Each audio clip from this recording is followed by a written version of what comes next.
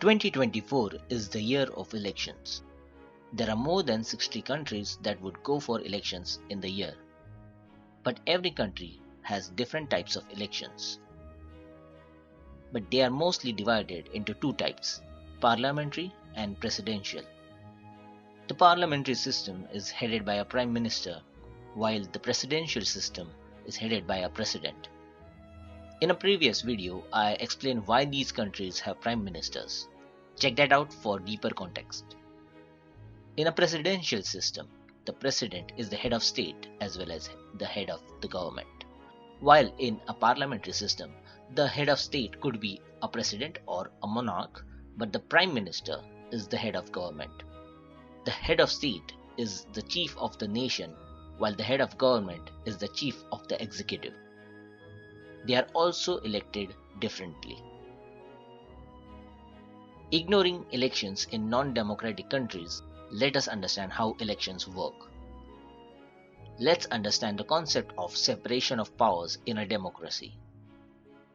If one person or group controls the lawmaking process, administration and law implementation, and justice through interpretation of the law, it would lead to dictatorship.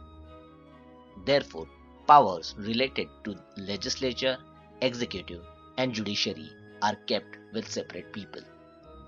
So a legislature passes bills and makes laws. The executive implements the law through administration, while the judiciary grants justice based on the implementation of the law.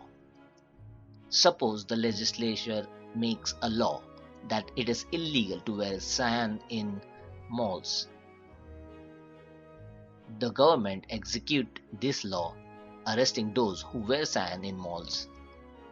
The court will interpret whether it was really cyan or just blue. Now, if all three are done by the same group, it would lead to injustice and biases. In a presidential system like the US, the legislature is elected separately, and the executive, which is the president, is elected separately. The president is not dependent on the legislature and gets a stable term. The elected members of the legislature are not dependent on the president's popularity and hence are independent in maintaining checks and balances on him. But in a parliamentary system, the legislature elects the executive. The parliament is elected by the people and the elected members of parliament elect a prime minister amongst themselves. This prime minister enjoys office as long as the legislature wants. So this makes the prime minister's tenure unstable and hence, unlike the president, the prime minister has no fixed term limit. The good thing about the parliamentary system is that the executive is answerable to the legislature and the legislature can vote and change the executive. This is good for checks and balances. But when the prime minister becomes so popular that the members of the legislature are elected solely for the sake of electing the PM, like in the presidential fashion, the members of parliament are dependent on the prime minister. Hence, they cannot defy or remove the PM. This negates the checks and balances between the legislature and the executive. The president in a presidential system is the executive but cannot initiate laws in the legislature.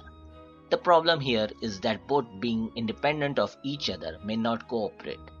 The president may be of one party and the majority of the legislature can be from the opposing party.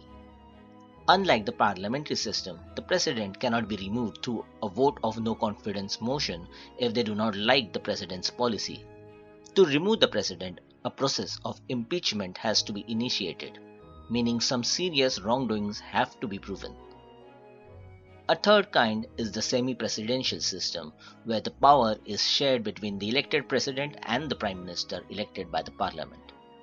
Here, the president has more powers and is responsible especially for defense and foreign affairs for stability. Meanwhile, the prime minister and his cabinet may be responsible for finance and home affairs for dynamic needs. The prime minister can be responsible to either or both the president as well as the parliament depending on the system. The parliamentary, presidential, and semi presidential systems have their advantages and disadvantages. Each system may lead to authoritarianism in certain situations and lead to deadlock in other situations. Every country has different needs based on their social and political makeup. But what matters is people's right to vote and right to have a voice.